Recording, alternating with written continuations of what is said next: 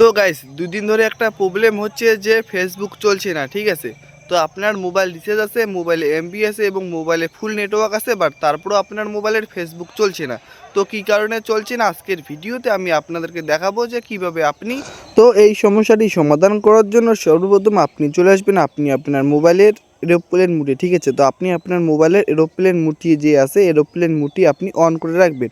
তো 30 second on করে রাখবেন, ঠিক আছে। তো এখন আমি অন করে রাখলাম, ঠিক আছে।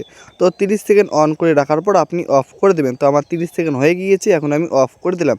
তারপর আপনার যে মোবাইল ডাটাটি আছে, আপনার মোবাইল ডাটা যদি অন করা থাকে তাহলে আপনি অফ করে দেবেন।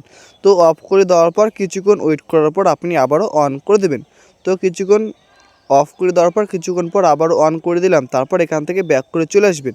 তারপর এখান থেকে চলে আসবেন আপনি আপনার ফেসবুক অ্যাপসটিতে, ঠিক আছে।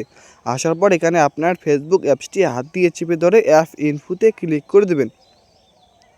অ্যাপ ইনফোতে ক্লিক করে দেওয়ার পর এখানে দেখবেন যে নোটিফিকেশন, এই নোটিফিকেশনে ক্লিক করে দেবেন।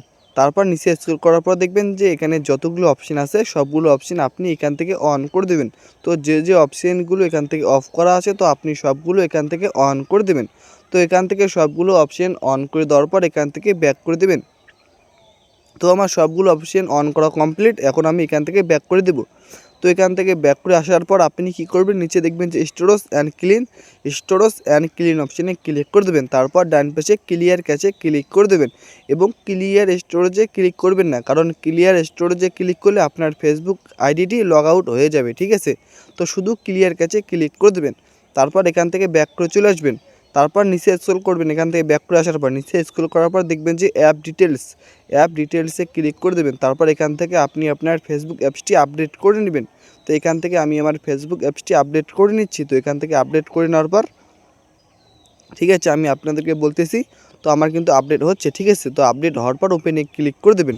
তো আমার কিন্তু ফেসবুক অ্যাপসটি কিন্তু আপডেট হচ্ছে, তো আপনিও এখান থেকে আপডেট করে নেবেন। আপডেট হয়ে যাওয়ার পর ওপেনে ক্লিক করে দেবেন। ওপেনে ক্লিক করার পর দেখবেন যে আপনার এই সমস্যাটির সমাধান হয়ে যাবে। তো গাইস আপনারা কিন্তু দেখতেই পারতেছেন প্রথমে কিন্তু আমার ফেসবুক অ্যাপসটি চলছিল না, ঠিক আছে। প্রথমে কিন্তু আমার ফেসবুক অ্যাপসটি চলছিল না, বাট এখন কিন্তু আমার ফেসবুক অ্যাপসটি চলতেছে, ঠিক আছে, এবং কিন্তু ভিডিও কিন্তু চলতেছে। তো আপনারা কিন্তু দেখতেই পাচ্ছেন প্রথমে কিন্তু আমার ফেসবুক চলছিল না, বাট এখন কিন্তু আমার ফেসবুক অ্যাপসটি চলছে, ঠিক আছে। এবং গাইস এরপরও যদি আপনার এই সমস্যাটির সমাধান না হয়, ঠিক আছে, তো আপনার মোবাইলে যদি কোনো ভিপিএন অন করা থাকে তাহলে কিন্তু আপনার এই প্রবলেমটা হতে পারে।